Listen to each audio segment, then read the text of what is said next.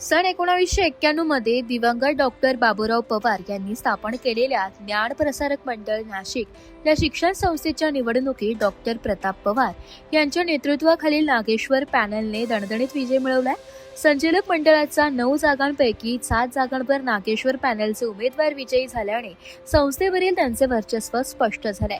ज्ञान प्रसारक मंडळाची स्थापना दिवंगत डॉक्टर बाबूराव पवार यांनी शिक्षणाचा प्रसार आणि सर्वसामान्य विद्यार्थ्यांना दर्जेदार शिक्षण उपलब्ध करून देण्याच्या उद्देशाने केली होती। त्यांच्या नेतृत्वाखाली संस्था अनेक वर्षे यशस्वीपणे कार्यरत होती। मात्र त्यांच्या निधनानंतर काही व्यक्तींनी षडयंत्र रचून संस्थेवर बेकायदेशीर ताबा मिळवल्याचा आरोप सभासद व समर्थकांनी केलाय। संस्थेच्या नियंत्रणासाठी डॉक्टर प्रताप पवार आणि त्यांच्या सहकाऱ्यांनी दीर्घ न्यायालयीन लढा दिला। ही लढाई उच्च न्यायालयात तसेच सर्वोच्च न्यायालयापर्यंत पोहोचली आहे। न्यायालयांनी दिलेल्या आदेशानंतर संस्थेची निवडणूक घेण्याचा मार्ग मोकळा झाला आणि आज निवडणूक प्रक्रिया पार पडली। निवडणुकीत नागेश्वर पॅनलने बहुमत मिळवत 9 पैकी 5 जागांवर विजय मिळवलाय। तसेच दिवंगत डॉक्टर बाबूराव पवार यांच्या पत्नी उषा पवार यांची सरचिटणीसपदी निवड झाली आहे। निकाल जाहीर होताच कार्यकर्ते आणि समर्थकांनी एकच जल्लोष केला। संस्थेच्या परिसरात गुलाल उधळून आनंदोत्सव साजरा करण्यात आलाय।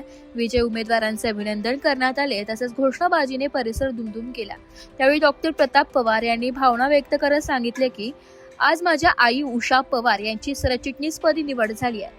संस्थेच्या शाळा आणि महाविद्यालयांचा गेल्या काही वर्षात जो शैक्षणिक दर्जा घसरलाय तो पुन्हा उंचवण्यासाठी आम्ही प्रयत्न करू। गोरगरीब विद्यार्थ्यांना गुणवत्तापूर्ण शिक्षण मिळावे, संस्थेचे शैक्षणिक गुणवत्ता वाढावी आणि ज्ञान प्रसारक मंडळाचा गौरव पुन्हा निर्माण व्हावा यासाठी आम्ही कटिबद्ध आहोत। निवडणुकीनंतर मोठ्या संख्येने सभासद, शिक्षक आणि माजी विद्यार्थी, शिक्षक प्रेमी उपस्थित होते। विजयानंतर समर्थकांमध्ये उत्साहाचं वातावरण पाहायला मिळालं। 26 म्हणजे आजपर्यंत या संस्थेमध्ये बऱ्याच समाजकंटकांनी स्वतःचे हात धुवून घेतले आणि त्याच्यानंतर आज 23 वर्षांच्या चांगल्या लढतीनंतर आज जो निकाल झालेला आहे, मेहरबान हायकोर्ट मुंबई, मेहरबान सुप्रीम कोर्ट यांनी दिलेल्या निर्णयानंतर आज जे इलेक्शन झालेले आहे त्या इलेक्शनामध्ये डॉक्टर बाबूराव पवार यांचे समर्थक, त्यांच्या पत्नी सौ उषा पवार या सरचिटणीस झाल्यात आणि आता पवार घराण्याला खरा न्याय जो मिळालाय तो आजच्या निकालानंतर मिळाला। ज्ञान प्रसारक मंडळ याच्यानंतर असंच उत्तरोत्तर पुढे जात राहू याच्यासाठी सर्वांच्या शुभेच्छा तर असतीलच, त्याच्यानंतरही पुढचा पार्ट आहे की त्यांनी विकासाच्या दृष्टीने पूर्णपणे सहयोग देणं ही गरजेची गोष्ट आहे। कायदेशीर सहकार्य तर नेहमीच असेल। ज्ञान प्रसारक मंडळ ही संस्था डॉक्टर बाबूराव पवार यांनी स्थापन केली आणि अनेक वर्ष अगदी चांगल्या पद्धतीने ती चालवली। परंतु त्यांच्या मृत्यूनंतर काही लोकांनी षडयंत्र रचून ही संस्था बेकायदेशीरपणे ताब्यात घेऊन आणि गेली अनेक वर्ष अधिकाऱ्यांना आणि विशिष्ट लोकांना हाताशी धरून बेकायदेशीरपणे भरती करणे, बेकायदेशीर काम करणे आणि मोठ्या प्रमाणामध्ये आर्थिक गैरव्यवहार केले आणि सातत्याने डॉक्टर बाबूराव पवार यांचे चिरंजीव डॉक्टर प्रतापराव पवार आणि त्यांच्या सुनबाई या लढत राहिल्या। त्या लढताना 23 वर्षांमध्ये अनेक वेळा संघर्ष झाला, परंतु ते डगमगले नाही आणि आज खऱ्या अर्थाने ॲडव्होकेट देशमुख यांनी समर्थ साथ दिली। सुप्रीम कोर्ट, हायकोर्ट पर्यंत लढून आणि संस्था आज निवडणुकीमध्ये त्यांनी संस्था त्यांच्या सभासदांनी त्यांच्या ताब्यात दिली आणि ते निश्चितच यापुढे चांगल्या पद्धतीने काम करून एक समाजाला आदर्श घडून देतील अशी माझी इच्छा आहे। ते जे बेकायदेशीर व्यवहार झालेले त्या संदर्भात स्वतः ते आवाज उठवतील अशी मला खात्री आहे। मी आजच्या निकालाच्या बद्दल एक 2च ओळी सांगतो। ज्याची होती त्याला मिळाली, भगवान के घर देर है लेकिन अंधेर नहीं है, सत्य परेशान होता है लेकिन पराजित नहीं होता है। या संस्थेचा निकाल लागल्यामुळे सगळ्यात महत्वाचं म्हणजे न्याय व्यवस्थेवर विश्वास बसला।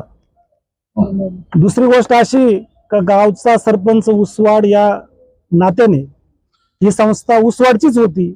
डॉक्टर बाबूराव पवार यांनी आमच्या समोर रात्र पाहिली नाही, दिवस पाहिला नाही। ज्या वेळेस त्यांचं इथं लेक्चर संपलं KTHM कॉलेजचं, ताबडतोब मोटरसायकल सुरू त्यांच्याकडे, मोटरसायकल नंतर गाडी, असा मोठा प्रवास आणि त्यांनी हा मोठा जनसमुदाय निर्माण करून या संस्था ज्या उभ्या केल्या आणि सर्वसामान्य तळागाळातील लोकांसाठी त्यांनी काम केलं।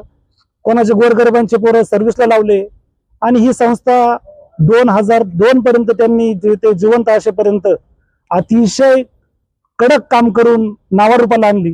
परंतु त्या पक्षामध्ये त्यांचा मृत्यू झाला आणि त्याच्यानंतर जे जे काही घडलं, सभासद नसताना सुद्धा ही संस्था काबीज केली आणि एक प्रकारे डॉक्टर पवारांच्या घरावर अन्याय केला आणि त्यांना दाबण्याचा प्रयत्न केला. आजचा हा विजय धनदानग्या लोकांच्या विरुद्ध असलेल्या सर्वसामान्य जनतेचा विजय झाला. ज्ञानप्रसारक मंडळ ही संस्था 1991-92 साली स्थापन केली. त्यामध्ये संस्थापक सरचिटणीस माझे गुरु डॉक्टर प्राध्यापक बाबूराव फकीरराव पवार उसवाडचे यांनी ही संस्था अतिशय कष्टाने स्थापन केलेली होती आणि ती पुढे 10-12 वर्षेपर्यंत व्यवस्थित तिचं कामकाज चालू होतं. पण त्यानंतर आमचे गुरूंचा घात किंवा अपघातामध्ये त्यांचं निधन झाल्यानंतर या संस्थेचे वाद चव्हाट्यावर आले आणि तिथून पुढे लयास गेलेली संस्था त्यांचे चिरंजीव डॉक्टर प्रताप बाबूराव पवार आणि सौ वैशाली मॅडम यांनी, त्याचबरोबर त्यांना मार्गदर्शन करणारे ॲडव्होकेट साहेब देशमुख साहेब यांनी संस्थेचा खरा स्टँड प्रामुख्याने उभा केला आणि त्याला आज मूर्त स्वरूप दिलं.